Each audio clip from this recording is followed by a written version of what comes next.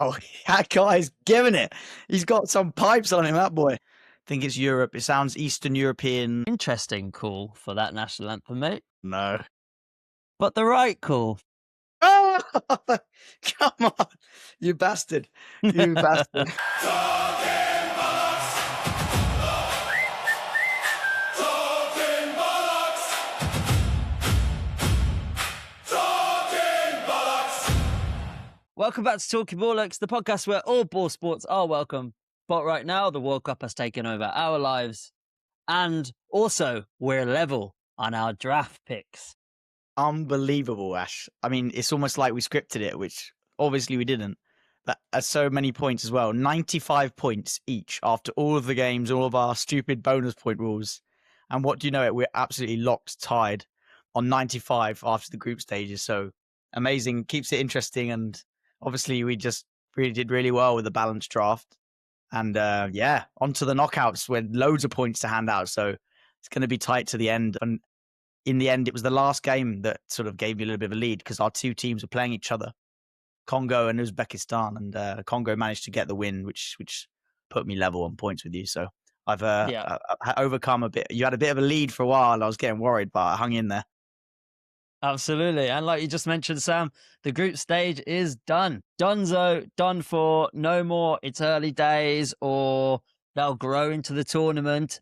England, no more pretending your chaos pick was actually tactical because Uzbekistan are out. We are now in knockout football. It's the best part of the World Cup. In some ways, World Cup doesn't really start, or it's like a whole nother chapter until the knockouts. It's high jeopardy, which is what we love. Like the game has to be decided there and then. No boring playing for a draw. And if you make a mistake now, you're out. And every team, as we've seen, is competitive. We ripped into FIFA a little bit for expanding the tournament and bringing in other nations we thought wouldn't hold up well. But aside from the few games and maybe Tunisia, every team's held their own. So even the teams that have come through third, like your Congos, have good players and have a chance. So nothing's decided now, and still or die. Can't wait. Absolutely. And a lot has happened since our last episode. England have beaten Panama, but somehow still made it feel very, very nervous. Way more stressful than it should have been. Norway rested Haaland and got battered by France. Dembélé turned into prime Ronaldo for 25 minutes. Belgium remembered that they're Belgium and finally showed up. And the World Cup bracket has given us some absolute nonsense to look forward to this week. Yeah, some absolute nonsense and some absolute cracking matches, even in this round. Brazil, Japan, Morocco, Netherlands. I mean, those are heavy-hitting battles straight away. So we've done well not to get a good team first off, but I know we can't. With one game at a time, but we all know if we get through that, it's Mexico in Mexico City, which will be amazing. So fingers crossed. And we're about to get into all of that. But before we do, make sure you follow or subscribe wherever you're listening, because we are building this from scratch and every follow, rating, comment, and share genuinely helps us along. Well, this is Talkin Ballocks. Shall we get into it? Talkin Ballocks. Yeah, let's do it. Episode 5. Let's go.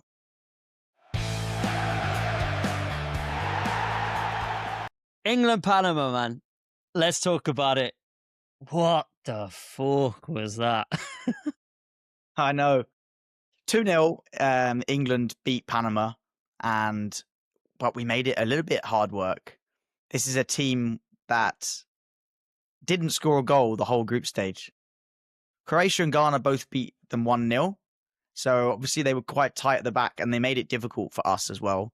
And watching that first half, actually, it felt like the Ghana game kind of all over again, didn't it? And we got to halftime and I was saying to people in the pub, like, that's 140 minutes of football. We haven't scored against Ghana and Panama. Pretty worrying. Look, in the end, we won and we've topped the group, and it's kind of like you can't win the World Cup in the group stages. You can lose it, so we've done our job. But it wasn't really that reaction or great dominant performance that I wanted to see as a reaction to the disappointment against Ghana in terms of the performance. What did you make of it, mate? Yeah, absolutely. I agree 100%. That was a shit show of a performance, to be honest. coming off the back of how we played in the previous game to that game, it was like we didn't even level up even slightly. We kind of leveled down a little bit, to be honest, because, yeah, okay, we were making more chances, but it's because we weren't playing against a low block. We were actually playing against a team that was attacking us too, and we still were struggling and we couldn't find a way through until the second half, obviously, when we kind of turned it around a little bit. Were you shitting it at half time? I was just kind of, well, I messaged you on WhatsApp and I said, listen, mate, I've made peace with the last 32 is going to be our last game, because the way that these idiots are playing, I can't see us advancing further than that. Or if we do, we'll have a strike of luck, or we'll have one good set piece and that will send us through. And we've got to now think about, we're going to have to start defending against some good teams, and we are wide open in the back. You know what I think the problem is? I think the problem is we don't know to this day who is the starting lineup. We have no clue who's the star players, who's the star team, who's the go-to. We've got Harry Kane and we've got Jude Bellingham. There 100%. are only two picks that are 100%. What's the deal with that?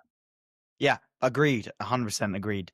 Most importantly, or more importantly, is Tuchel doesn't seem to know his best team, and we're still trying to figure it out. And we're in the knockouts of the biggest tournament in the world. Yeah, as you say, obviously Jude and Kane are the first players on the team sheet, and they've shown why. They're big game players. Jude got that goal and a beautiful assist for Harry Kane, and he said in the interview afterwards that he was even happier with the assist compared to with his goal. And so we're really reliant on those two. Thank God we have them, and obviously they're going to have to keep playing for us. But how long can two players or a few players keep the whole team up on their shoulders without other people contributing? So a little bit disappointed with what's coming from the wide areas. Have we scored a goal yet from Rashford got that good goal in the first game, but still we don't know who he's going to start at wing. It could be one of any four players. For me, I'd go again with Rashford and Saka. I thought we looked slightly better in terms of how we played and dynamism against Panama in the first half than we did against Ghana. Slightly better. And I just don't think he seems to have gone into a shell. So I think that's who I would pick, but by no means has any player said, I'm going to grab that shirt and you're not going to not play me. You've got to do that. You've got to say that you've got to make the manager need to play you, because you just can't leave him out of the team. And we've not done that. And we've not really done that at the back either. And, another problem we have, and it's not all doom and gloom, that we've won the group and we're happy about that, right? But that's the minimum expectation. This is where we are right now. We've done that for the last 4 or 5 tournaments. Anything less would be a real disappointment. So, yes, of course, we're praising the team, Ash, for getting through, winning the group. Like, I'm still happy that we've done that and hopeful. Yeah. But 100%. I'm not inspired with confidence. And one other reason is Reece James done his hammy again. Shock. Tuchel said afterwards, no one saw that coming. And I was like, yeah, mate, everyone saw that coming. He's the most injured player in the Premier League ever. Played half the games this year. And of course, we play Kwanzaa, his backup. He comes off injured. We've got no right back now. And who didn't we bring that plays from Real Madrid? So now it's looking like a awful decision, because really this is the type of things that Tuchel should have thought about before we even went down this road of the World Cup. It's that you're bringing a player who's prone to injuries. So what a shock, he gets injured. Then you've got one other backup for that guy who, to be honest, wasn't that great in the game either. And you've got someone sat at home who is arguably one of the best in Europe in that role at the moment, playing for a really high level team, Real Madrid. It's very questionable. Obviously, we have to move forward because we can't just bring it in. We can't draft him in, and but yeah, we have to move past it because they're not there, and so there's no point dwelling on it. Yeah, But it's just disappointing. It's disappointing. It's going to be one of those reasons that is going to get talked about when we inevitably get our asses handed to us by an Argentina or something like that. It's going to be a talking point. It's going to be like, well, if Tuchel had done this and if Tuchel had done that, just take away that possibility by just bringing the right players in the first place. And even when we scored, man, like Tuchel looked really disappointed. Like he just wasn't thrilled by it, wasn't happy by it, and he just kind of expressed the way that the whole country was feeling in that moment. And I feel like he now needs to turn that around in terms of how he starts managing going forward in the next games. His little interview that he did afterwards, he's kind of, okay, he kind of has to big up the team and he has to be positive, but it was a bit too positive. He just, instead of going, listen, we've got a lot to work on, he was very much kind of just wishy-washy, like, everybody contributed, good game. It wasn't though. So like, Yeah. he's going to have to start adopting that kind of British way of just saying it how it is. And then, at the moment, I think he's just being a little bit German about it. Just a bit like, it is good game, yeah. Like, Ja, no, das it ist wasn't. gut. Na, nicht, das ist gut, no? Das ist okay. Whether it's, like a German cultural thing, it's more that he's not saying exactly what's going through his mind. So we don't know as fans if he's thinking what we're thinking. Is he happy with how they're playing? He shouldn't be. He did say he expects us to be bigger in the bigger games, which will have to be, obviously. And this narrative that we play better against good teams and can't beat a low block. And, at the end of the day, if he has set this whole thing up so that we can get over that hurdle and beat the big teams, and he's not thinking about the Congos and the Panamas because we'll beat them anyway, which, we've done the first part, the Panama anyway, then okay, fine. But we need to see the proof in the pudding. And also, why can't we be adaptable? Why can't we play a certain way against one team and a certain way against another team? And the best teams would do that, wouldn't they? So we just lack firepower, and it was disappointing. I don't know, man. We won. It was 2-0, but I was a bit nervous at halftime. Yeah. If we'd come second, we were 45 minutes away from coming second in the group and playing Portugal next round, first game, which, by the way, is going to be a good match with Croatia. Yeah, amazing match. That's the thing. It's like we can't go forward now into the next games and still have this 45-minute doom and gloom overarching the performance, because other teams moving forward now are not going to allow us 45 minutes to get into the game. We're going to have to come out and we're going to have to start fighting, and we're going to have to start playing as good as all these players are amazing for their clubs. And they do really great work for their clubs. And when it comes to national football, they seem to just nobody likes to take a shot. What's that about? It's just all this little nervous little pass, like, just take a shot, man. If you lose the ball, get it back. But I am glad, Bellingham did break through the game. He broke through, massive relief moment. And it was kind of just this typical English weight lifted, where you kind of just went, okay, fine. It was never in doubt. We were always going to win. Yeah, and that's the thing. It's hindsight, isn't it? So I'm trying to give a balanced view. Are we overanalyzing it because we care so much and we want England to do well? If it was your club team and it was 0-0 at half time, you wouldn't necessarily be that worried. And if you end up winning 2-0 and both your star players scored, you go home happy. You wouldn't overanalyze it. But because every single thing matters and it's the jeopardy's there, you win the group or not, who you play next round, and now it's going to be even more hyped up in the knockouts. What happens if we go behind? That's what I was thinking now. Have we gone behind yet? No. We were always ahead against Croatia. We've never been behind. So that's going to be interesting as well. At some point in the tournament, if we're going to win it, I'd expect us to go behind at some point. How are we going to react? When we're playing like that and we're 1-0 down in the knockout, if people are going to get even more nervous, how are we going to react? So we don't know what to expect yet. It's just based on what we've seen. We've done the job. We've met the requirements. We've won the group. Here's a question. Out of 10 so far, how would you rate England? Given that we've won the group, we've won 2 out of 3 games, and then obviously consider the way that we've played. It's tough because actually, I think we're one of the only nations where we can literally qualify, come top of the group, and still all be like, "Oh, this is so shit." Like we actually have done what we needed to do to get to the knockouts, win the group. We've had Croatia, we've had some tough opponents up against us. Everyone's had some shocks in terms of We all thought that Portugal was going to win this one or Spain was going to win that one. All these different nations have come out the woodwork and just played their asses off to try and just, get some clout behind them. And there's no easy game in the World Cup. So taking all that into account, I'd give us a 5. But I mean, do we deserve so low? Me, that's too low for me. Too low. But in terms of the way we've played, it's been really bad. It's been bad. It's been boring. It's been low quality. There's not been any kind of, for example, did you watch the Colombia versus Portugal game last night? I saw bits of it, yeah. Believable amounts of talent. Just a pleasure to watch the whole way through. Okay, it was 0-0, but absolute pleasure to watch. It was just star quality after star quality, chances, breaking Portugal, breaking Colombia.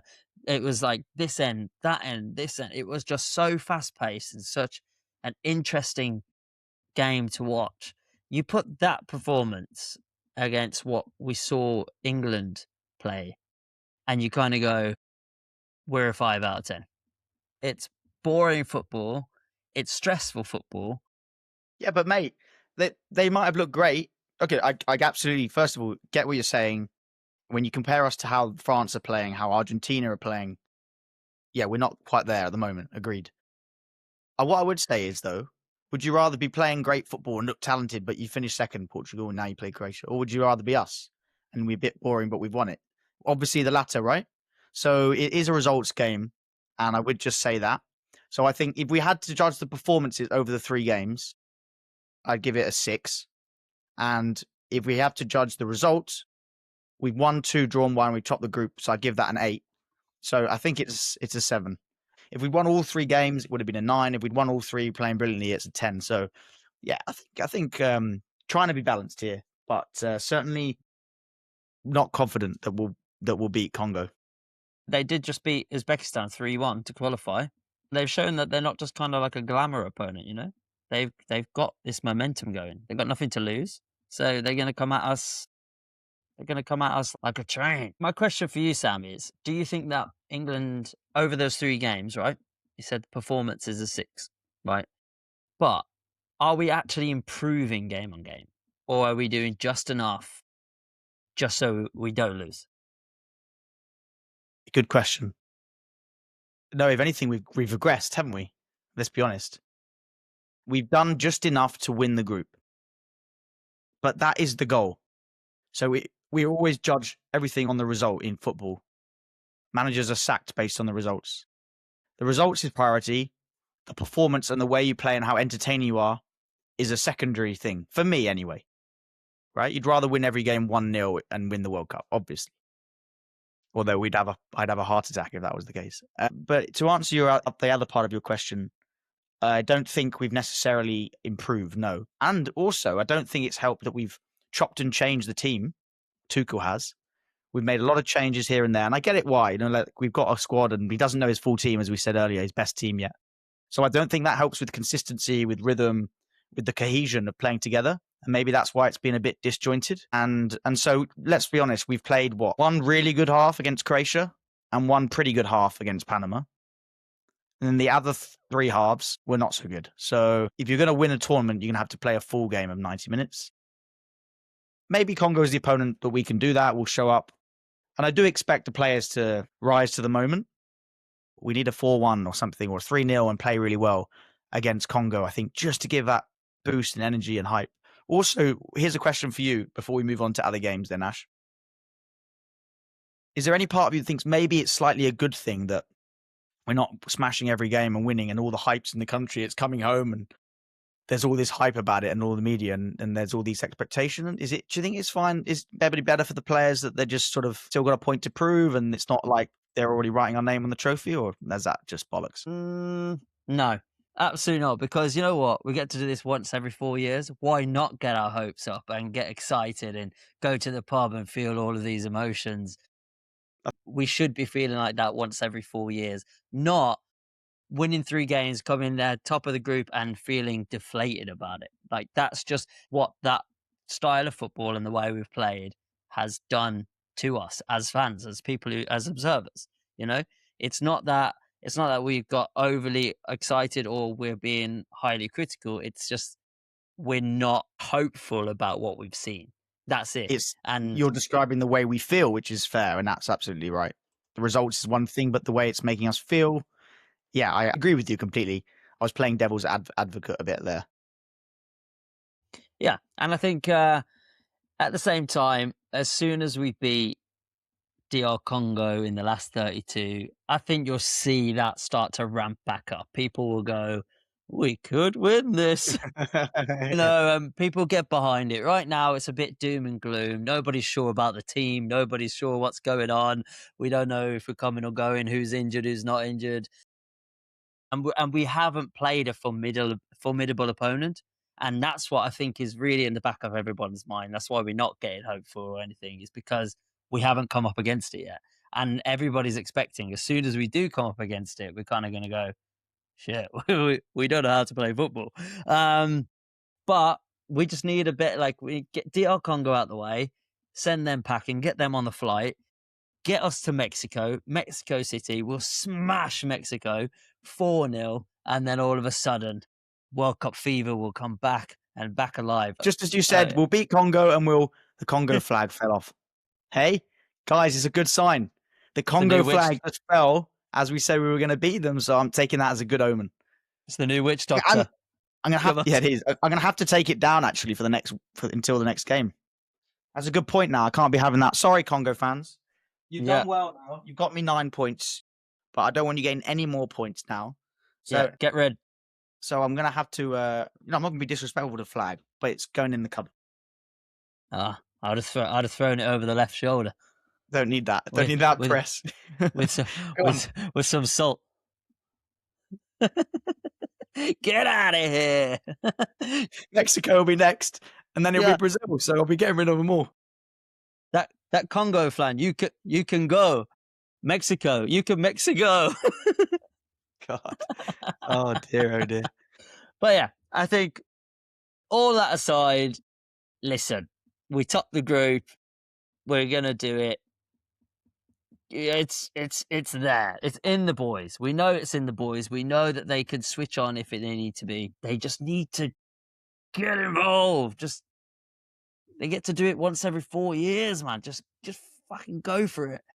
Exactly. Don't worry about losing. I know it's hard to say, it's the pressure, but go for it. Play the football that we know we can, and just go for it. And there is nothing to lose because we haven't won it. So if we get knocked out, we get knocked out. Let's give it a go. I'm still confident, obviously, for Congo. We're going to be massive favourites.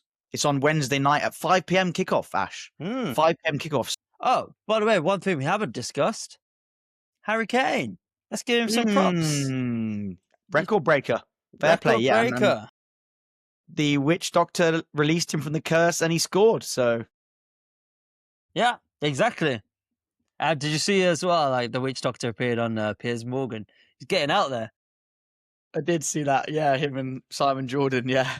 I think it was really our platform which has launched him talking about it, and then all of the other big kind of shows, they want to talk to him now. Yeah, absolutely. They saw our clip of him, they were like, who is this guy? So, yeah, well done to Harry Kane. Highest goal scorer ever for England at the World Cup. Overtook Gary Lineker. Yeah. Great player in his time. I like Gary a lot. His good personality. Yeah, 10 goals Gary had. The record that stood since the 90s. And Kane's done it. And so he's England's top goal scorer ever. He's England's top goal scorer in the World Cups. And we love him. And it was a great header, by the way, wasn't it?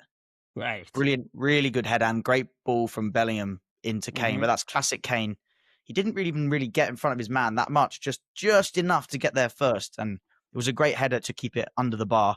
Classic Kane goal and a good one to win the record with. Hopefully it's not the end. Like, kick on now, Kane. Just get a couple more at least and cement yourself. And obviously we need him to do well if we're going to do well. So it's good for him. He won't be thinking about that now. It'll be a nice little thing, but he's fully focused on the team. He wants to win the biggest trophy there is to win. Yeah, absolutely. Because, yeah, even Bellingham's finished. The way he positioned himself when that defender's all over him and just still managed to get that little touch on it. World class. That's exactly what we wanted from Bellingham. And then to to take on that wing role and actually show the wingers what they should be doing by putting in a good ball for Harry Kane, landed right on his head in the back of the net. Hello, wake up, wingers. This is what you should be doing. Bellingham, it could truly change the game. One thing I will say about Bellingham that really, really frustrates me is every single time he touches the ball, he falls over. Every time that he has any type of possession of the ball and it doesn't kind of within one touch go his way, he falls. And that's really annoying for me. But we can't slate him because he is world class. But should we see his moment of glory? Yeah, that's what counts. Saka's delivery. Splendid first time Look at that. take from Jude Bellingham. Here's the Kane one. Aimed up at Kane.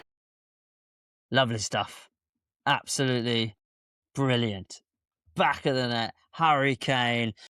Bang. They were good goals, actually, and instinctive finishing. Here's what I'll say is they were great finishes, and it just showed that we had to do something a bit different to break them down. We couldn't play through them, really, In the end, it was 2 crosses. One was a set piece. The other was a cross from the wide area. So, yeah, as you say, wingers take note. Slightly concerning in that we are so reliant on those moments because those are our 2 best players. The second goal, it's 2 of them. The first goal is all about the finish from Bellingham. So we've not broken down a team there since the first game with good football and play as a team with cohesion and everyone having a say in it. But yeah, look, good goals, great energy and atmosphere from the commentators and in the stadium, and still enjoyed it, of course. And on to Congo on Wednesday night. Come on, the boys. Yeah, we got this. Let's bring it home and just start playing some good football, please, and all will be forgiven. How about the Norway-France game? Yeah. Both teams our picks. You have Norway, I have France. So we had a lot of stake in that game as well. But pretty interesting result. Yeah, so here's my 2 cents. Firstly, from my point of view, and actually forget even without the points in it, Ash, like I was excited for that game. That was one of the best games to be in the group stage, and went to the pub to watch it and was really disappointed, obviously, from a neutral point of view, when the manager made 10 changes, completely rested the team. Odegaard, Haaland on the bench, and he didn't even come on at all, Haaland. Watching it thinking, bring him on. And there was moments in the game where you thought, with a bit of better finishing, Norway could have scored a couple more there. I know they lost 3-1 in the end. They looked good on the ball, and you just thought with a Haaland, they might have scored more, and why not go for the group? Obviously, I get that he wants to rest his players, and they're already happy to be going through, and also maybe they had a look at the draw, I don't know, which is the same, if not just better, than winning the group would have been. But yeah, disappointing, right? It wasn't the big Mbappe v Haaland that we hoped for, and yeah, it helps you out with the points as well. So, bit disappointing, but still a good game to watch. Yeah, pretty good game to watch, to be honest, mate. I mean, Dembélé hat-trick in the first 25 minutes. Amazing to watch. Incredible. Also, in terms of the 10 changes, the manager did say before that he was just wanted to kind of rest all of the players. They'd already qualified. And also, when you look at France's trajectory to the final by winning the group, I wouldn't want that trajectory either. They've set themselves up for a couple of easier matches, let's say, because they've got Ivory Coast now to play. And that is far better that going down that route than going down the France route. Maybe Odegaard's focus was, let's just come second and give ourselves a bit of a better chance. And if we beat France with our reserves, great. All the players are rested, and everyone in the whole team who's here supporting us, Norway haven't been to World Cup for a long time, gets to game, gets to play. Maybe that's good for the dressing room as well. So yeah, I kind of understand why he did that. But I don't know, when they played, was it confirmed that it would be Ivory Coast rather than Sweden? I'm not entirely sure, but Yeah. I think anyway, it's worked out fine. They'll have people in their ear saying this is the most likely route. So the one thing that did expose in that game is France's depth. that it's not just all about Mbappe. Do you know what I mean? It's like you've got Dembele now scoring. He's found 4 goals. He's literally on the same as Mbappe. They are a force to be reckoned with. Absolutely loaded, and Barcola and Cherky came off the bench, and it's just like bringing those two off the bench is unbelievable. The strength in depth they have, we all knew that. In my opinion, they have the best squad in the tournament. I don't think that's that controversial of opinion. The defenders they've got as well, Saliba. I don't know the keeper that well, Mike Magnon, but he seems to have been solid enough. Yeah, I think they're the ones to beat. They're still, in my eyes, the best team. They've won all 3 games. They've scored buckets of goals. Dembele and Mbappe, your best players, are in form. So, yeah, it's looking ominous for other teams who have to play them. However, like you said, they have a tough route. And I obviously fully expect them to get past Sweden, France. But Sweden, I wouldn't want to play Sweden. Gyökeres and Isak up front. Got some good quality there. I know Netherlands hammered them, but they're dangerous and you never know. And then it would be Germany if they beat Paraguay, which would be a great last 16 match. And if they win that, it'll be Spain. So it's a tough route, and that might take it out of you. And that's where that depth will come in. And if they do well, it will be that they'll have to rotate the players. But certainly great to watch, enjoying it. Mbappe and Dembele are lighting it up, and that's what we want to see. But yeah, I'm very glad that England are on the other side of the draw. Yeah, literally. Oh my days. Imagine if we had any of these teams coming up, we'd just be like, fuck this. Just go home. Just get the flights home. No, we forfeit. But it's funny with the France game, like everyone tuned in to watch Mbappe versus Haaland, and Dembele was like, motherfuckers, this is mine. Like, now you're here to watch me. Yeah. And the goals were great, weren't they? Mm. Some great finishes. Like the second 2 were almost carbon copies of himself. And the first one could have been as well, but he cut back onto his right foot and smashed in. And the other 2 were on his left foot and curled it in the far corner. Classic wing playing. Why can't our wingers do that? Look, I know he's Ballon d'Or winner. He's one of the best in the world, but that directness and, to go at the defender inside the box, take it one touch and hit it. Take it one touch and shoot. Why are we not creating these shooting opportunities with half a yard? And look, maybe you say Norway play their reserve team, but no, it's just the quality, in my opinion. And to have a hat trick in 25 minutes, incredible. And he's not even their best player. Yeah, it's amazing. Yeah. I have noticed that a lot of, the shot where you kind of take one touch in and then you hit it from the wing. A lot of those goals are going in.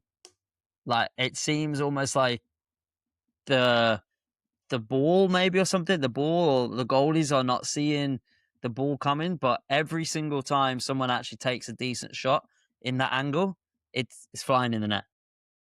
Yeah. Have you noticed that as well? Yeah, I must say, I can think of at least 6 or 7 goals like that from both sides.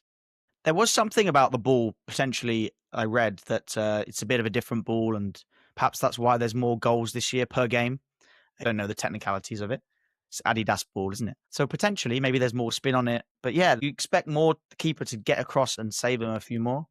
Or maybe it's just the heat. I don't know. The ball's flying faster. That's the thing as well, isn't it? Right?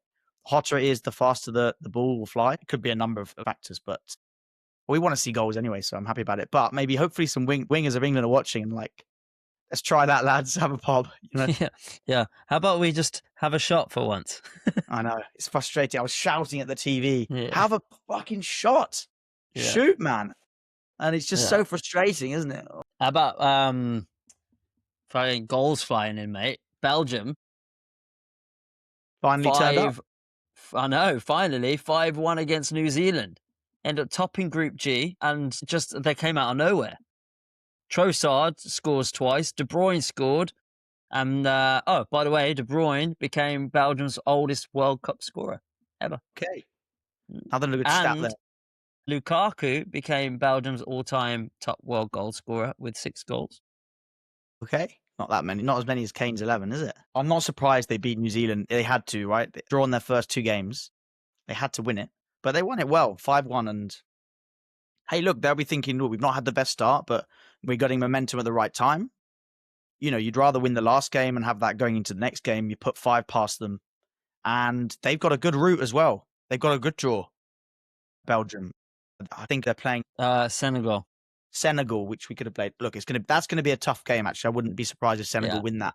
But if they win that, I'm glad we passed the torch there. You guys have Senegal.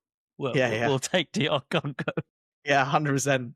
And if they win that, they'll play the US, which would be a good game. And I'm kind of happy that the US would have to play a bit more of a traditionally tough team. I hope Belgium play well and it sets up a good match against the US. You think US are going to smash Bosnia? I think they'll win. I think it will be tighter than a lot of people think. They're big favourites, but I fully expect them to win at home. They're playing well. It would be a shock if they didn't, wouldn't it? If they suddenly went out to Bosnia. Just is knockout football, you know? I think same, like, even though Canada are favourites against South Africa, I think that game's going to be quite tight as well. And teams will want to hang in there and get to extra time, get to penalties, and things will get nervous. So I think there's definitely going to be some upsets. And we're going to do our knockout bracket prediction shortly. And we can talk about that and see who we go for in the upsets. I think the only way, though, USA could potentially beat Belgium is if they make the game a little bit frantic and just kind of do what they did in their first game, where it was just kind of fast. You know, it's just speed. It was just tap, tap, tap, tap, tap, like pace, energy, you know. So I think they got a good chance if they bring that type of energy. But if they play like they played against Turkey, they're out. Some other games we had Paraguay, Australia, 0-0. Didn't watch it. So Australia through. Yeah, they face Egypt now. So yeah, well that'll done be to it. the Screws. Yeah, exactly. Ecuador 2, Germany 1. Also interesting, but Germany had already won the group as well. So again, can't read too much into it, but great for Ecuador. Big confidence boosting for them. Shall we put our points up on the screen? I know we mentioned it earlier, but after all the group stages, we gave the points out for first, second place, third place, and those goals from Congo and the draw for Colombia means that we're both on 95 points each. So yeah, just a quick roundup before we head into knockouts. We're unbelievably tied after all of those matches, all those points, 190 points awarded, and we have the same number. So all to play for. Just to give everyone a rundown of our teams, though, and the scores associated with them. My teams, I have France, Netherlands, USA, Colombia, Croatia, and Uzbekistan. Obviously, Uzbekistan are now out of the tournament, so they can be removed times. Goodbye, Uzbekistan. You know, they did get a goal in that last game, which gave me a point, so I can't complain. Sam's teams, he's got Mexico, Norway, Brazil, Spain, Morocco, and DR Congo, all of which have gone through to the knockout stages. And hopefully DR Congo is about to get smashed on Wednesday by England. Send them home. And all those teams have accumulated us 95 points each, with France leading the way on 26 points. Netherlands on 20 points, as the same as Mexico on 20 points. Norway, 19 points. Brazil, 17 points. USA, 17 points. Spain and Morocco, 15 points. Colombia, 14 points. Croatia, 13 points. DR Congo, 9 points. And Uzbekistan, 5 points. Yeah, it's interesting. You have the top two teams, France, Netherlands, in terms of points. Well, Netherlands have 20 as well as Mexico. But I have a stronger middle section, and then obviously got that chaos pick to go through when they played each other. So you're a bit top heavy at the moment, mate, like the Colombians. Yeah, but it's all good, mate, because there's only one winner, and it's gonna be France at this point. Yeah. It's gonna be France or Netherlands. Well, they'll have to play each other potentially in the semis or quarters. Semis. So that would be, for you, only one can go through. So let's have a look at the bracket now. And I'm excited for this because I love doing this. And we've got to actually agree, Ash. So we've got to decide together. And let's see how far we think our teams will go, and also whether we think there's going to be any upsets. Yeah. Absolutely. Yeah, guys, if you want to follow along, just visit talkinballocks.com. You can see all of our points going into the knockout stages and follow along as we inevitably, all our teams, apart from one, will be deleted. Come on, And England.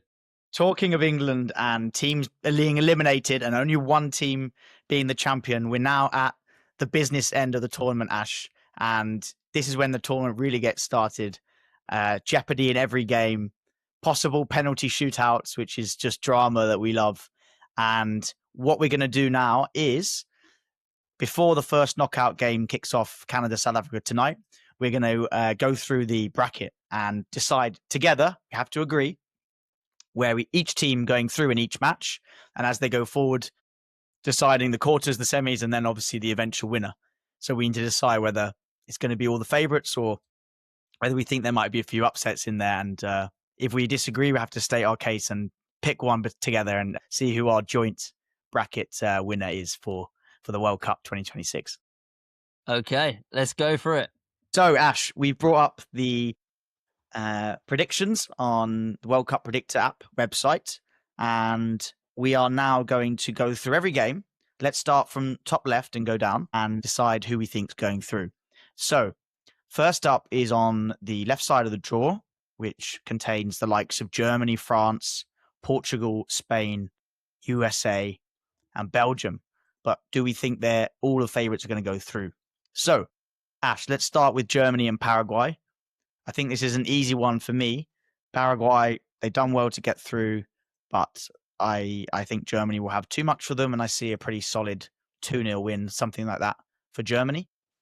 Yeah, agree. I think maybe Paraguay will get a goal against them, so I'm going to go 2-1 to Germany, but absolutely Germany will win that game and advance to the round of 16.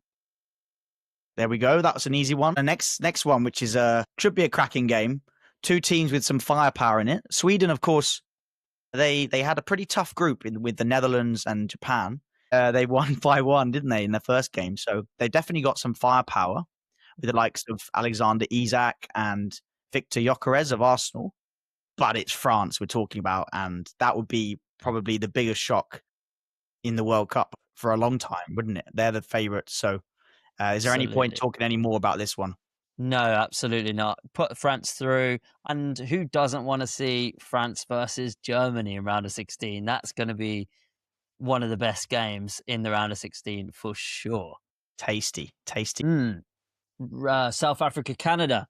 Now, South Africa did well to come back from their disaster start to end up actually qualifying. Actually, just a side note, in our ranking video, we eliminated South Africa after 2 games, and they made it through second. So shame on us. But yeah, having said that, I think it's going to be a tight game. But I would expect Canada, as the host nation, to have a little bit more than South Africa and win in a tight game. Yeah, I'm going to go with Canada on this one. I don't think South Africa had that thing to them that can take them further than the round of 32. The next game upcoming, though, is going to be a cracker.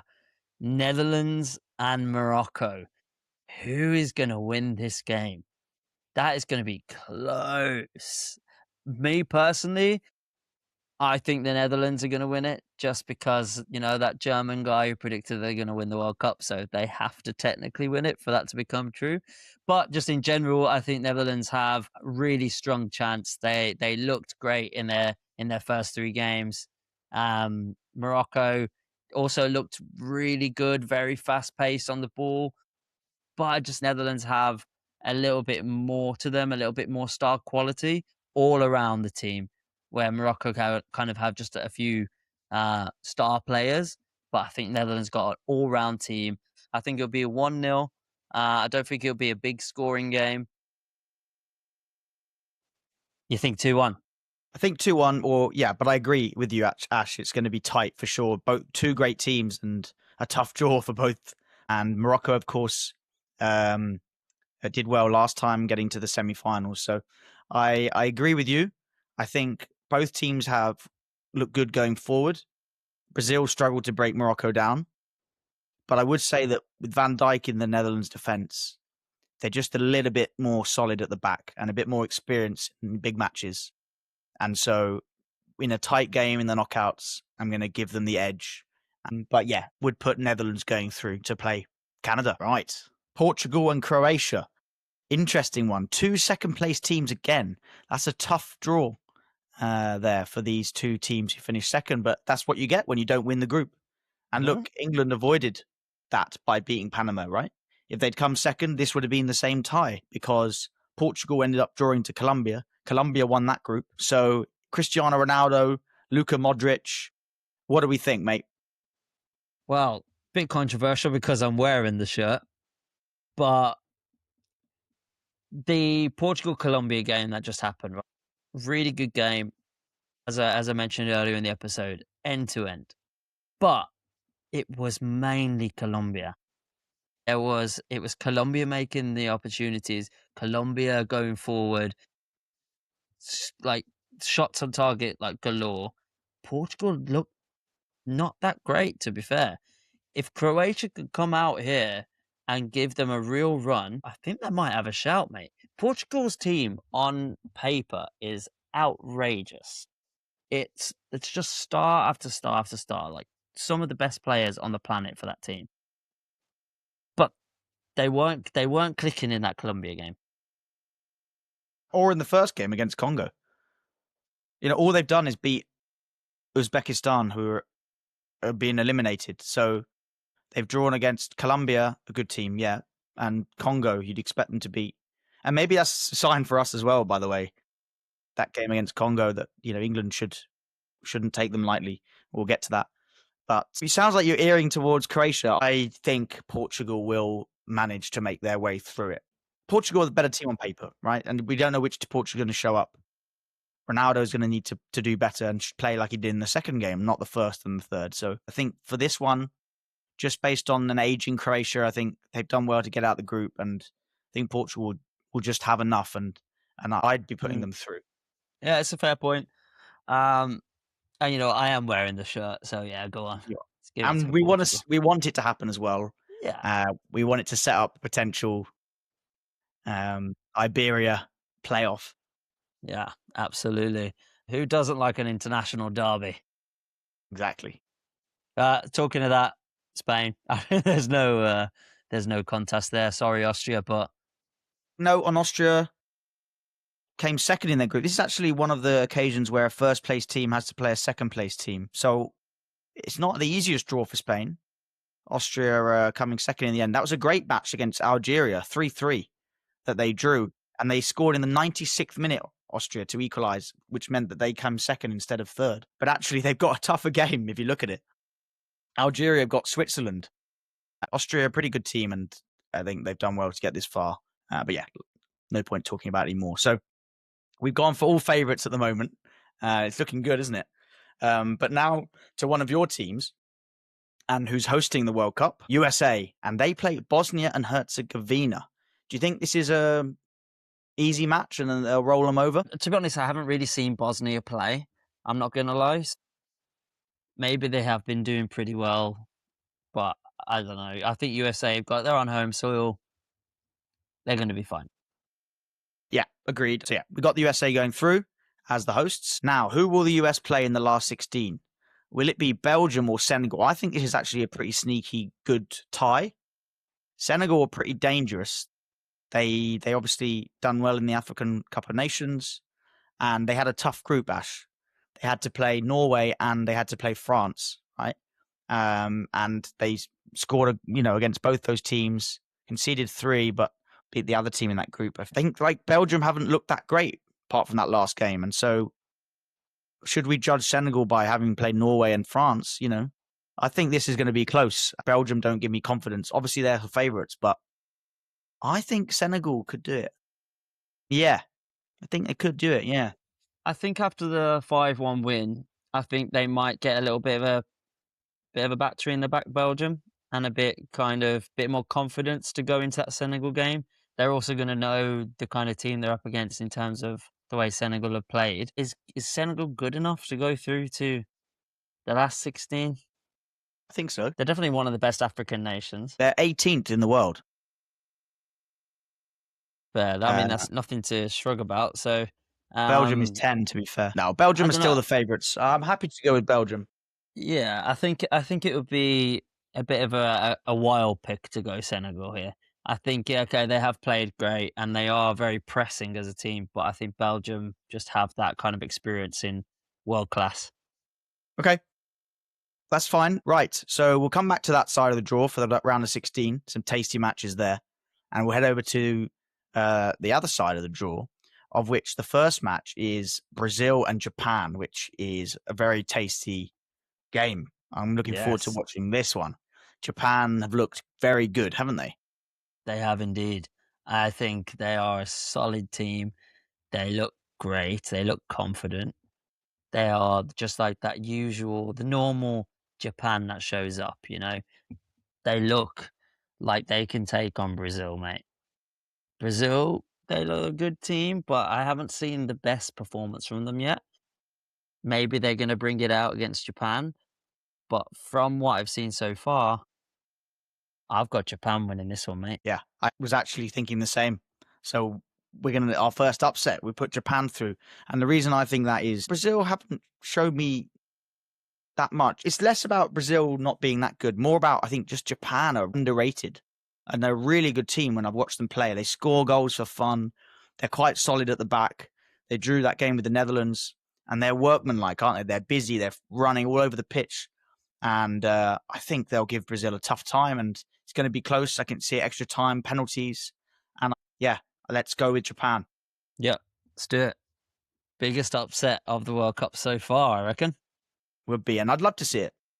Okay. Norway to beat Ivory Coast with Haaland back. Yeah, easily, yeah. And also, what a game that would be, Japan-Norway. Yeah, that would be great. Mm. Really good. Okay, Mexico then. Mexico won their group, 3 wins out of 3. Very good so far. Obviously at home in this game, and if they win the next game, and potentially against England. So with that home advantage, 3 wins out of 3. Ecuador, no mugs, but Mexico are the favourites, and I can't think of a good reason to bet against them at this point. Yeah, I completely agree. Let's go Mexico, put them through, host nation, playing well. We're going to be nervous to play them.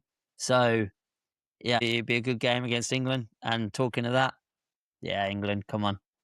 Come on. We fully expect it. No disrespect to Congo, but we'll have too much quality for them, you'd think. Ranked 42nd in the world.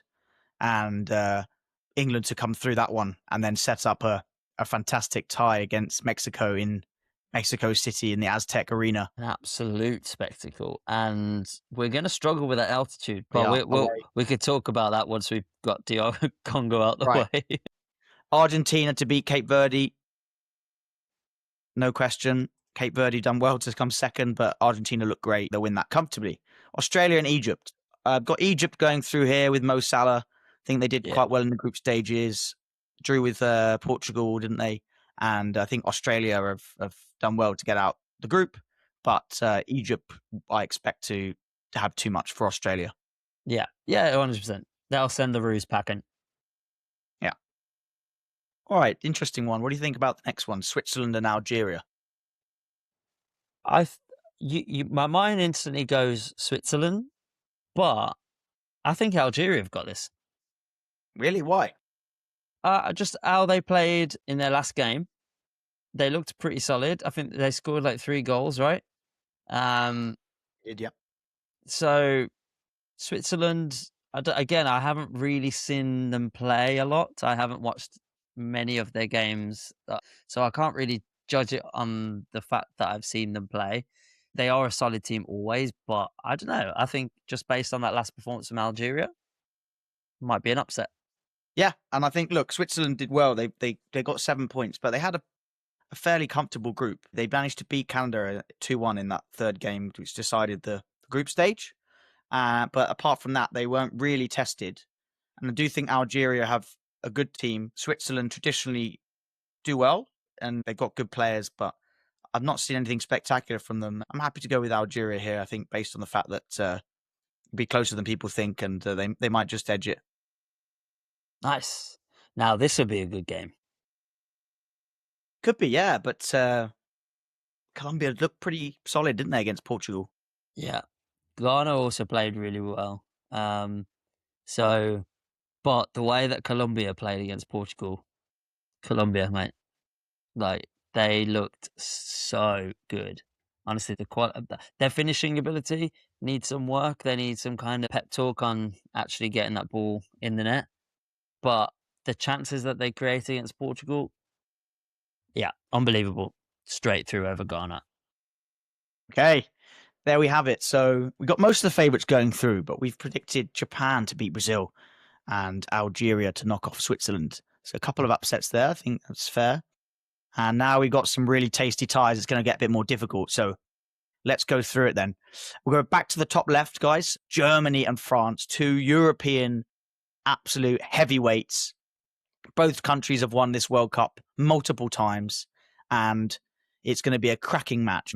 France will be favourites, obviously. Germany, though, have looked pretty good and better than previous World Cups where they've actually struggled a bit. I think France are going to win the game. I do think that. But it wouldn't surprise me if Germany win as well. Yeah, or at least hold them, maybe an extra time. This one could actually go to penalties. Could do. And we know what the Germans are like on penalties. Yeah. So, no, I think France are the favourites here in this game. Let's advance France there. It will be a really good test for them coming up against a team like Germany. We've already seen how good they are, but against an actual team, I'm interested. Next, yeah, there's no point talking about this one. I think Canada, if they come through that first knockout game, they've reached around the 16. That's kind of success for them. Netherlands coming through that Morocco game, confident. I think they'll beat Canada quite comfortably and set up that France-Netherlands quarterfinal. Yeah, 100%. So many in the last 16 here. There's so many final worthy games. Again, this one would be traditionally very much a final worthy game, but I've got Spain winning this one, mate, over Portugal, just from the way that Portugal have been playing. I think Spain will run rings around them. Based on form, yeah, agreed. Ronaldo probably out of his last World Cup ever, and he'll be at the hands of Spain. Yeah, I agree. Absolutely. Okay, this one is a tricky one. You have two very different teams here. You've got one that's kind of like this new, fresh, hungry. It's the host nation. They play very fast. They make opportunities out of nothing. USA, Belgium, solid team, world class, top 10. It's going to be close. My mind goes to that USA is going to win. I don't know. I've got no basis of where that comes from, but I just feel like they might tip it. Me too. I think the US will do it at home. Belgium shown vulnerabilities and weaknesses. And I think in a tight game, just having that home advantage, I think that's good reason to go for the US. And I think they'll be looking at it thinking we want to get to the quarterfinals at least. And that's their goal. Yeah. US. Happy with US? USA. Yeah. All right. Good for you. Your team there? Yeah. I mean, all four of those teams are our picks. Yeah. Well, 3 for you, though. Yeah. Just Spain for you. But you've got someone there on the other side now. Yeah. Let's see. Yeah. Japan, Norway. Again, I'm tipping Japan here again. I don't know why, but I'd like to see Norway go through because I'd like to see Haaland get a real run in this tournament. I think he deserves it just from his amazing in the Premier League. So, I would like to see Norway win it, but Japan are just playing so good. Yeah, agreed. I just think Japan are more of a whole better team and they play as a team and they've been knocking on the door and doing something special in a tournament. And I think after beating Brazil, if they do go through, that they'll have confidence and just edge it. But obviously, 50-50 game, Haaland could do magic and easily Norway could go this far as well. But I'd like to see Japan go through actually, and think they'll just edge it. So Japan. Yeah. Yeah. Right. 3 Lions in Mexico against Mexico in the last 16. What do you think that game will be like? I think the game will be England defending. God, then we're really Yeah. in trouble, aren't we? Yeah, I do. I think we will be the new Ghana, playing 11 players at the back, just moving about like this. Really though, you think they'll be that dominant? Like, we're good at keeping the I ball. I think they'll put pressure on us that we haven't faced yet in this competition. Well, that's for sure. It'll be by far the toughest game. We will regress into old England and we'll play at the back, we'll play defence, and we'll rely on set pieces. We will. I agree with that. It'll be tight. Could be penalties. I think it's tough. Obviously, I'm always going to say England's going to go through here, but Biased, but it's realistically, in the grand scheme of things, 70% chance is going to be Mexico going through.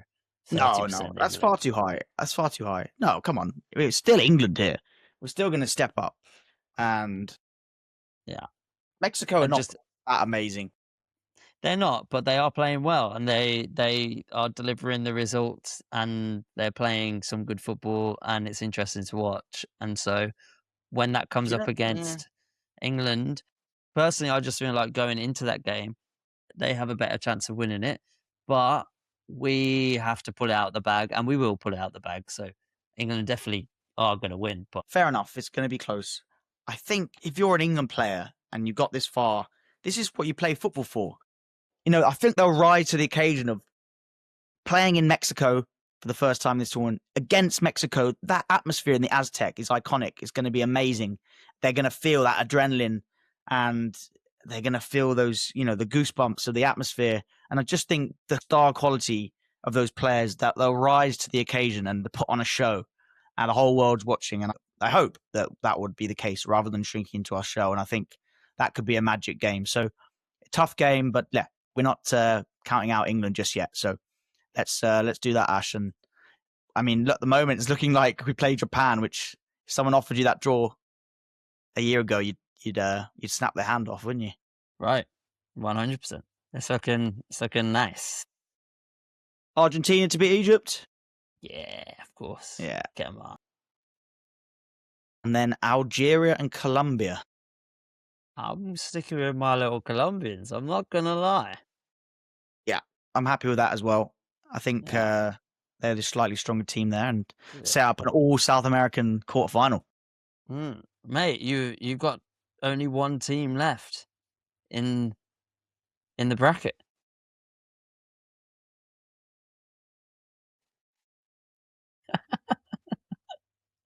What are you gonna do? I've got tougher draws than you here. Yeah, you do. Feel like- Yeah, it hasn't felt right for you at You've all. got Colombia. Colombia have got 100%. So France and Netherlands. France again, just because it's a different class now between France and Netherlands.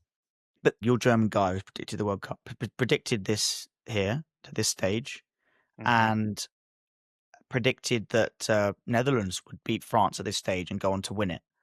And you've picked the Netherlands in your teams based on that. So you're going against that now. Yeah, I'm gonna have to go against my prediction here and just go France, I think. But I mean, I could be wrong, and happy days if I am, because then Netherlands stay in as well. If anyone has a problem with my pick, there's a German guy online. Go find him. Yeah. Okay, yeah, happy with France, of course. So we got France going through, Ash, to the semi-finals, and Yeah. Spain and America, US have had a good run to the quarterfinals, but I think this will be one step too far for them. And if they do get that far, they're going to be so happy, and they're not going to be really disappointed that they're knocked out at this stage. They're kind of going to go, "Oh, well, you know, we got to the quarterfinals, man. We played Quarterfinals. Spain. It was such an honor." So yeah, I think they'll be happy to go out at that stage of the competition. It won't affect the tournament too much. They won't like throw the dummy out the pram or anything like that. So Now, imagine this. England have beaten Mexico at Mexico City, and 4 days later, they have a quarterfinal against Japan. I don't feel like this is the time to say bet against England, do you? Nah, I think we have more chance of beating Japan than we do Mexico. So Mexico, let's yeah. go. Agreed. So England into the semis, and then Yeah. Argentina to beat Colombia. Yeah, 100%. Colombia again. I think they'll give them a run for their money, but Argentina will show them up there. Yeah, Look at this. Look at those semi-finals, mate. amazing, isn't it? That's what we want. Yeah. France, Okay. Spain. France, Wow. Spain. What do we do here? It's tough. It's literally a coin toss. Yeah, I mean, based on the games we've seen, though, just that draw against Cape Verde for Spain, this is a 50-50 here. I mean, my head says France, but it's also Same, kind of boring pick just to keep putting them through, but it's realistic. If it was the other way around and Argentina was that side and it was France Argentina, it could be a bit more of a longer debate. But I think France have got it. I think they'll tip Spain. yeah. Okay. England, Argentina, repeat of the 86 Hand of God game. A lot of history between these two countries, obviously, in the World Cup. But what do we think would be the result in 2026? Messi and co, reigning champions. Could we see them getting to the final 2 times in a row and setting up a repeat final from last year against France? Or do we think England will come up with some magic in this game and make the first final in 60 years? It's tough. There's two answers. There's don't know. the England answer, which is yeah, man, we're gonna smash them. Yeah, 3-0. Yeah, to the final, and then we're gonna beat France and win the World Cup. The the actual answer is we are gonna get annihilated by Argentina. Do you? I think you get to a semi, it's going to be close. Most people say Argentina have the better team. I just don't like putting in Argentina and France to repeat final. And I feel like if we make it this far, look, I'm just biased at this point. Can we just put England into the final? I mean, why curse it? Why, when we have the chance of putting England in that final, we can visualize it, we can put it into the universe, we can make it happen. England Yes. will smash Argentina. Actually, no, do you know what's going to happen? It's going to be 2-0 England first half.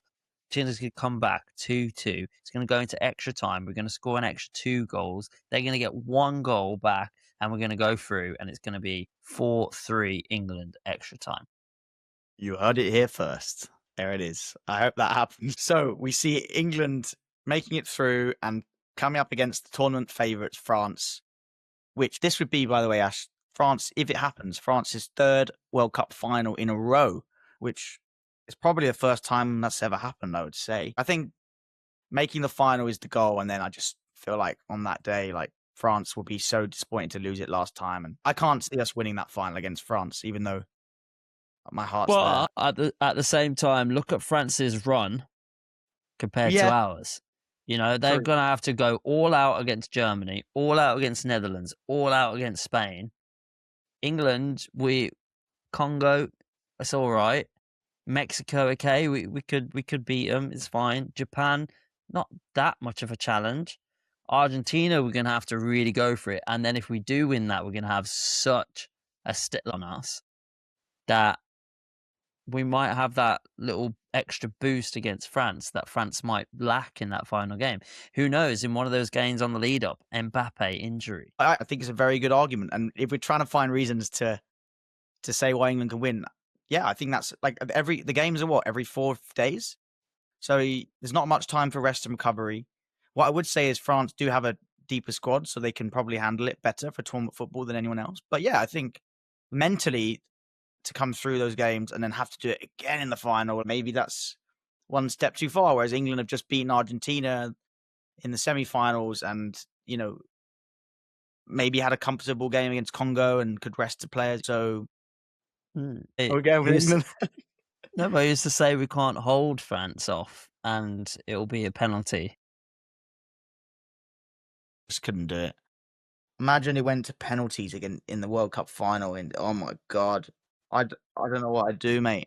Yeah. Oh, Do you remember Do you remember the uproar at the Euros when it went to penalties? Against Italy. Yeah. Actually, we lost on penalties the last World Cup, no? No, we lost to France. Did we? There was a penalty involved, though, wasn't there? I remember being in Yeah, Thailand. Kane. I was on Khao Sam Road in Bangkok, and they had like massive screens everywhere, and we missed a penalty, and the whole street went up, like all the bars got destroyed and stuff. Yeah, it was Kane, wasn't it? Kane missed. It was 2 penalties in that game. He scored the first one, then we were 2-1 down, and he missed the second one late on. It was in normal time, but yeah, you're right. I think that's what it was France in the quarters, wasn't it? Yeah, that's exactly what it was. So we're going to have some kind of vengeance for that. Come on, mate. Let's do it. Let's just enjoy it and visualize it into existence. And look, it would be the most amazing thing ever. And I think, look, we make it to the final. We've also made it to 2 major finals recently in the Euros, and maybe there's a few players in that team like Kane that have been there, and it's just that one step up. Obviously, it would be the progression. It's the goal. It would be the toughest thing possible to play last year's 2 finalists in a row, Argentina and France, Messi and Mbappe, to come through that would be against all odds, and would be incredible and would be the most amazing feat in English football history. Our viewers are going to love this. They're going to be like, oh, typical British men. They're going to, any credibility we had left on this podcast is going to go out the window here with our bias. It is what it is. We are English, and this is a football podcast, so of course we're going to back the boys. Go on. Well, that is our draft, everybody. What do you think? Do you agree with our choices all the way up to England winning this World Cup? Or do you think we made some grave errors in there? What about Japan beating Brazil? Do you agree with that? Or do you think the Brazilian boys will send the Japans back to Japan? The Japanese, yeah. Yeah, let us know what you think. Send us a screenshot of your draft. You can check the URL we had there. Do the same thing and send us a screenshot in the comments where you had your teams, and we'll see. We're interested to see how similar it is to ours, or if you've gone different, and if you think we're chatting absolute bollocks, as the podcast implies, then you might be right.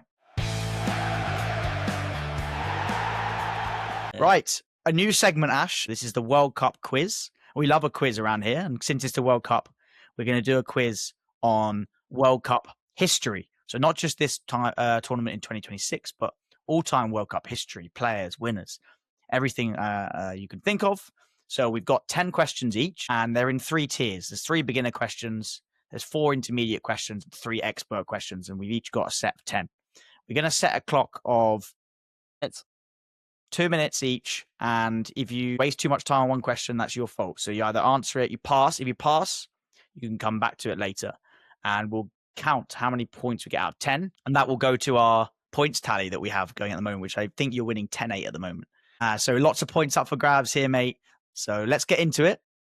Shall we flip a coin, Ash, to see who goes first? But also, disclaimer before we get started, I am going to suck at this.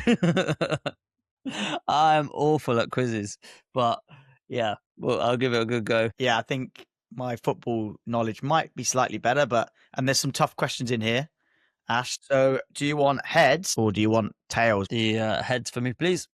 Tails. So I'm going to go second, and so I know what I need to beat. God. So Ash, Right. you're up first, mate. So and essentially we'll what put I've that on got the to screen. do... So essentially what I've got to do is answer as many questions as possible, out of 10 questions within 2 minutes. And each question I get right, I get a point on our little tally, right? That's right.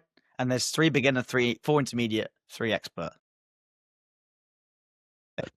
Let us know in the comments how many you got. But here we go. 2 minutes on the clock. I'm going to give you your first question. 3, 2, 1, go. Argentina won the 2022 World Cup, but they actually lost their opening group match in a massive shock. Which country beat them? I'm going to go with Qatar. Okay. Question 2. Italy famously wears blue, but what colour is the traditional away shirt worn by the Azzurri? White. Question 3. Kylian Mbappe scored a historic hat-trick in the 2022 final. How many of those 3 goals were scored from the penalty spot in either normal or extra time, not including the penalty shootout? 1. Okay. Those are the 3 beginner questions. 1 minute, 20 seconds. Which country did England defeat in the semi-finals on their way to winning the 1966 World Cup? Argentina. In 2014, Germany famously humiliated the host Brazil in the semi-final. What was the exact final score? 5-1. 55 seconds left. Question 6. Which nation has finished as World Cup runners-up the most times, 3 times, without ever actually winning? England. Without ever winning. Okay. Oh, without ever winning ever. Who scored it's too late because time's ticking. 36 seconds. Who scored the infamous Hand of God goal against England in the 1986 quarterfinals? Diego Maradona. Who is the youngest player ever to score a goal in a World Cup final? 24 seconds. The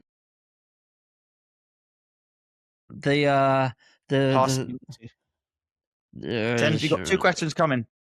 Skip. Which player holds the record for receiving the fastest red cup in World Cup history? Red card. I don't know. Zinedine Zidane. So Jeff Hurst is legendary for his 66 hat-trick, but which club side was he playing for at the time? So Jeff Hurst. Manchester United. Time up. No. Who did you say for the red card? Zidane. Yeah. Man, 2 minutes is tough. I'm telling you, that is tough. You didn't give me an answer for youngest ever player to score. You passed that one, and okay, you got the other answers in. Right. If I could have gone for an answer in that, yes, tell me. I would have said that young Spanish lad. Yamal. Yeah, but I don't think he's ever played in a World Cup before, has he? And he hasn't scored this one yet, has he? Let me see. Okay. Okay. Let's reveal the answers then. Question 1. You said Qatar beat Argentina in the 2020 World Cup. You were close. It was a Middle East country, but it was Saudi Arabia. Saudi Arabia beat them 2-1. So that's incorrect, I'm afraid. You said white is the away kit of Italy. Of course it is. Correct. Well done. 1 for 2. Kylian Mbappe scored a historic hat-trick in the final. How many of those were from the penalty spot in normal time? You said 1. The answer is 2. It was the second and third goals of his hat-trick. Unlucky. Which country did England defeat in the semi-finals on their way to winning the 66 World Cup? You said Argentina. It's the shirt you're wearing. Portugal. Oh, is it? Yeah. It was probably Eusebio's Portugal. So there we have it. In 2014, Germany famously humiliated Brazil. What was the scoreline in the semi-final? It was 7-1. Oh, was it? Oh, is that like one of the most the highest scoring match at the World Cup, isn't it? Something? Yeah, well, it was in Brazil as well, and they actually dominated them. So that was a tough one then, mate. Question 6, we'll have some of our viewers questioning why they watch us. Which nation has finished World Cup runners-up 3 times without ever winning the tournament? You said England. England have won it once, and it's the only time they got to the final, so they haven't finished runner-up 3 times. The answer was the Netherlands, mate. Netherlands. It was the Netherlands. Yeah, I knew it was. You knew that. You knew that. I did. I actually did, yeah. Hand of God was, of course, Maradona. So that's your second correct answer, I believe. Come on. I'll take 2 points. Youngest player ever, you passed. Then you said Yamal. It's actually Pele, 17 years old. Wow. Okay. On 249 days in 1958. Which player hosts the record for receiving the fastest red? You said Zidane. The answer is Jose Batista from Uruguay. Ah, okay. Yeah. And then Sir Jeff Hurst, who scored the hat-trick in the 66 final. Which club side was he playing for at the time? You said Man United. You got the United part right, but it's West Ham. West Ham, yeah. So that brings you a score of 2 out of 10. Happy with that? Yeah, I'll take it. I'll take the 2 points. Yeah. Oh, wow. Wow. Terrible. I'm awful at quizzes. I'm awful at, like, remembering past events and shit like that. That was a tough one, I must say. And yeah, Gemini's assured me that the sets are evenly, so mine should be tough as well. Yeah. That was fun, though. I enjoyed that. Speed round. Okay. I have my questions for you, Sam. Are Okay. you ready? I'm ready. Your time starts now.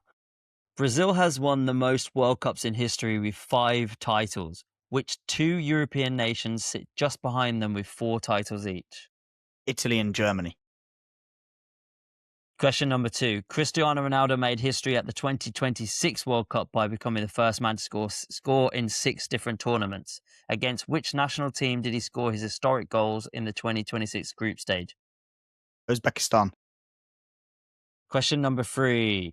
England won the 1966 World Cup final by beating West Germany 4-2. Who scored England's opening goal of the match to equalise at 1-1? So Jeff Hurst. I don't know that one. I know he scored a hat-trick. Okay, 1 minute 15 to go. Intermediate now. Who is the all-time top goal scorer in World Cup history with 16 goals across his career? I see. Question number 5. Which African nation became the first from their continent to ever reach a World Cup semi-final? Morocco last time. Question number 6. Who was the manager of the famous 2002 World Cup winning Brazil squad? No, pass.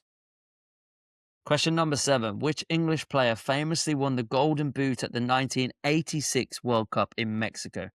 Gary Lineker. Question number 8. Only two men have ever won the World Cup Golden Ball Award twice. Lionel Messi is one. Who is the other? Guess Pele. Question number 9. At the 1994 World Cup, Russian striker Oleg Salenko set a record by scoring how many goals in a single match against Cameroon? Question number 10. Which country was the first ever Asian nation to qualify for a World Cup, doing so back in 1938 under the name Dutch East Indies?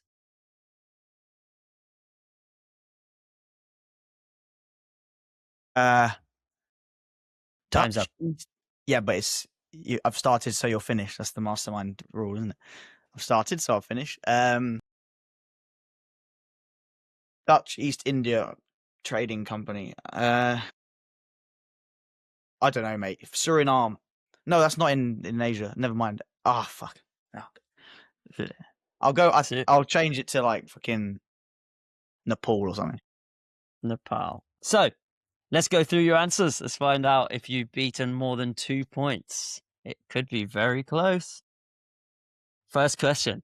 Brazil has won the most World Cups in history with 5 titles, which 2 European nations sit just behind them with 4 titles each. Italy and Germany. Correct. Question number 2 was Cristiano Ronaldo made history at the 2026 World Cup by becoming the first man to score in 6 different tournaments. Against which national team did he score his historic goal in the 2026 group stage? You said Uzbekistan. Correct. He scored to make it 5 Twice. now. Yeah. Okay, so question 3. England won the 1966 World Cup final by beating West Germany 4-2. Who scored England's opening goal of the match to equalise at 1-1? You said Jeff Hurst, and you were correct. 3 points.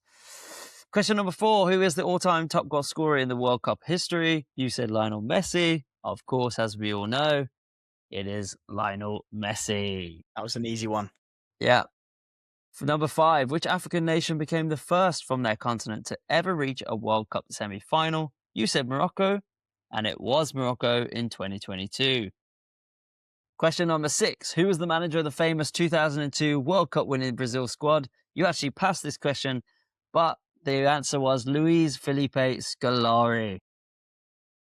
Scolari, I know the name, of course, manager, but I didn't know that, so fair enough. Yeah. You still only missed one so far, mate. Number 7, which English player famously won the Golden Boot at the 1986 World Cup in Mexico? You said Gary Lineker, and it was indeed Gary Lineker. Next up, question number 8 on the expert questions. You answered Pele. To only 2 men have ever won the World Cup Golden Ball Award twice. Lionel Messi is one. Who is the other? You said Pele. The answer was actually Diego Maradona. Okay. Yeah, fair. And number 9, at the 1994 World Cup, Russian striker Oleg Salenko set a record by scoring how many goals in a single match against Cameroon? You said 5, and the answer was 5 goals. That was just an educated guess based on the fact that 4 is probably not enough for the record and 6 would be too many. So it sort of felt like the right answer, but I didn't know the game. Yeah. So that's 8 points for you so far. And the final question, which country was the first ever Asian nation to qualify for the World Cup, doing so back in 1938 under the name Dutch East Indies? You answered Nepal, but the answer is, of course, Indonesia. Of course. It's a good question. That's hard. Yeah, fair enough. Well, I'm very happy with 8 out of 10 there. Yeah. Would you have got more if you'd had my set, do you think?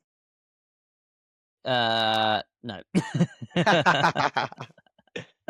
would have Maybe the Italy, Germany, maybe Uzbekistan, Messi. I probably would have said Morocco for the African. Yeah. Not that I would have known, but Yeah. and then I wouldn't have got any of the others. Apart, I'd have got Indonesia. So You knew that one. yeah. They have a lot of Dutch influence in Indonesia. Yeah, you travelled around there, to be fair, so nice. But yeah, 8-2, that's puts me on 16 points and you on 12. Yeah. So with the national 16. anthem battle to come, you would need the 3 points here. I need to smash this next round, mate. Yeah. 16 points to Sam, 12 points to me. What is happening? I think this is the first time I've been behind. I know, but that was a quiz. Like, it could be, there's a lot of points on offer, and so we'll definitely do another one. Let us know though if you enjoyed that and if you enjoyed the format, the speed round, and give us a shout in the comments as well if you have a suggestion for the next topic we could do on a quiz.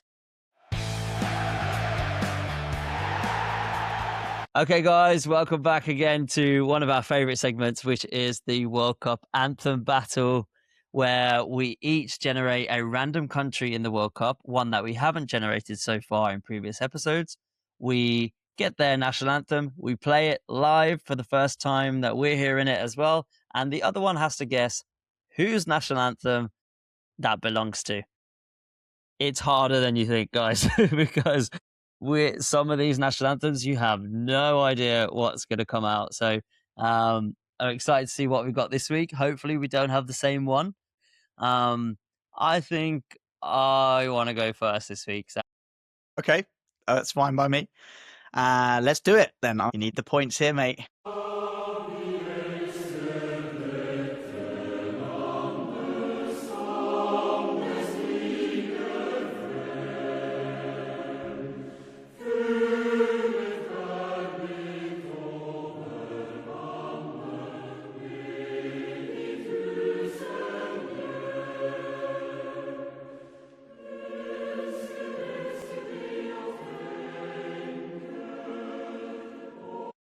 So I'm going to be asleep here, mate.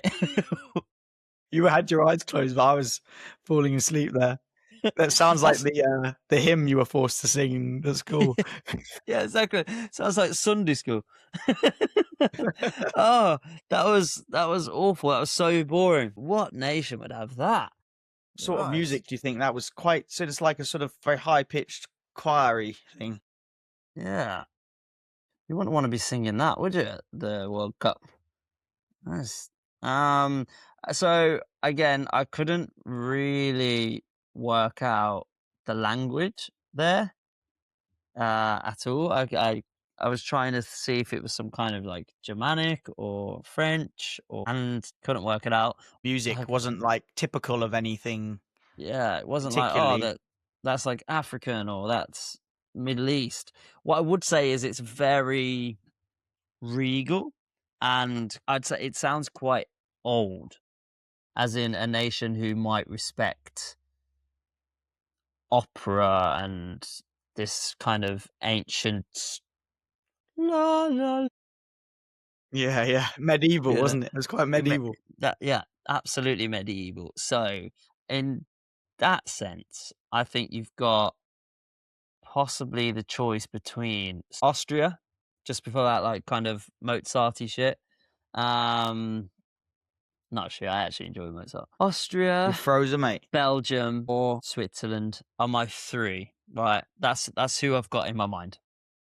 So I'm going to say Europe, So that's my continent. So just to remind everyone, you get 1 point for the continent if you get it right, and 3 points if you actually get it spot on.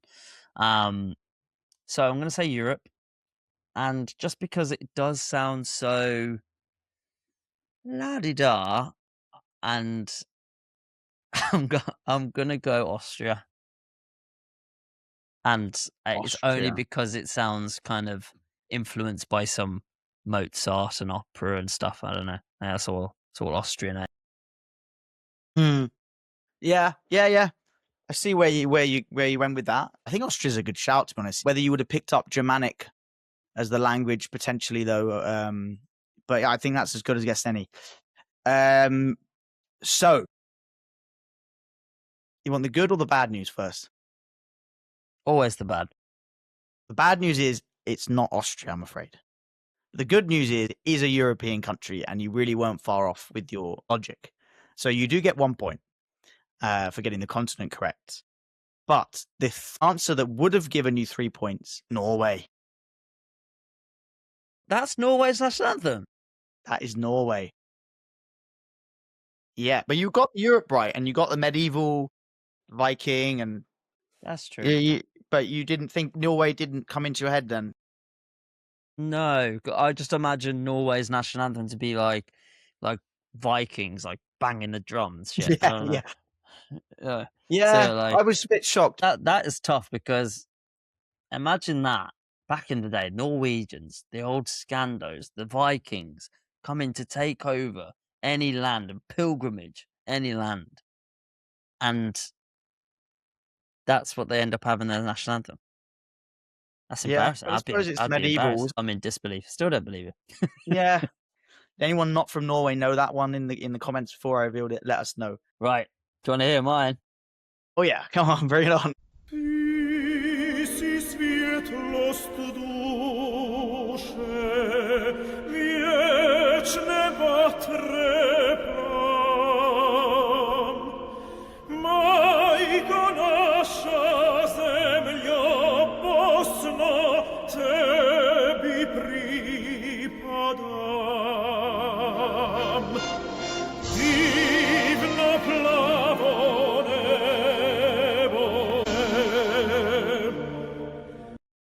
Oh, that guy's giving it. He's got some pipes on him, that boy. I think it's Europe. It sounds Eastern European. That's where my mind went to. Like, it's definitely not Africa. It's definitely not Asia.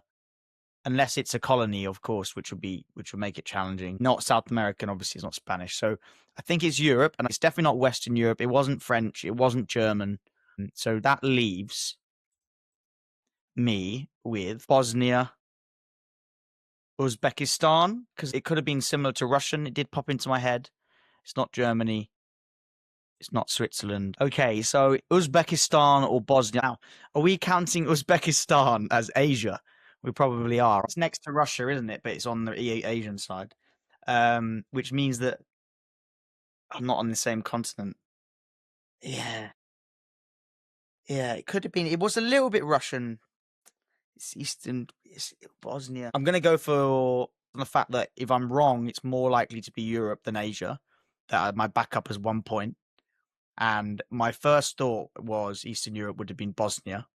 So I'm going to go with Bosnia and Herzegovina as my final answer. Bosnia and Herzegovina is an interesting call for that national anthem, mate. No. Oh, no. But the right call. Oh, come on, you bastard. You bastard. Yes, it was indeed Bosnia and Herzegovina. Great.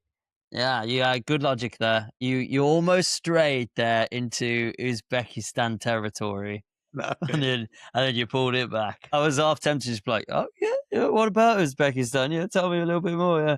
I almost convinced myself out of it. Wow. I mean, what a turn of events then. 8 points in the quiz. My first correct answer. Yes, well done, mate. So that's putting you now on 19 points to my 13 points. Well, that's it, guys, for another episode of Talkin Ballocks. The group stage is done, the bracket is locked, and the World Cup has officially moved from this is just a fun bit of football to someone is literally going home crying every night. But England are through. Still not fully convincingly though, but we'll take what we get. France look terrifying. Norway are either geniuses or cowards for resting Haaland. Belgium might be back and USA might be waiting. Brazil have Japan, Argentina have Cape Verde, and somehow the bracket already looks like it was designed to ruin friendships. Don't forget, the draft is still running, guys. The points still matter, and every knockout game can either save one of us or completely destroy our ball knowledge. So you can follow all of that at talkinballocks.com. Before you go, follow or subscribe wherever you're listening. Leave us a rating, drop a comment, send the episode to a mate who talks absolute nonsense about football, and tell us, who is your World Cup winner now the bracket is set? Was Norway resting Haaland tactical genius, or was it cowardice? And what did you think of our new segments in this show? Did you enjoy our quiz? And did you get any of those answers what we got wrong? Please let us know in the comments. Let us know your bracket. Send a screenshot in. And all eyes now on the knockouts, Ash and England. Congo on Wednesday at 5 p.m. Enjoy the match, guys. Come on, England. And that's a wrap for episode 5 now of Talkin Ballocks. Please like, comment, and subscribe, and see you next time.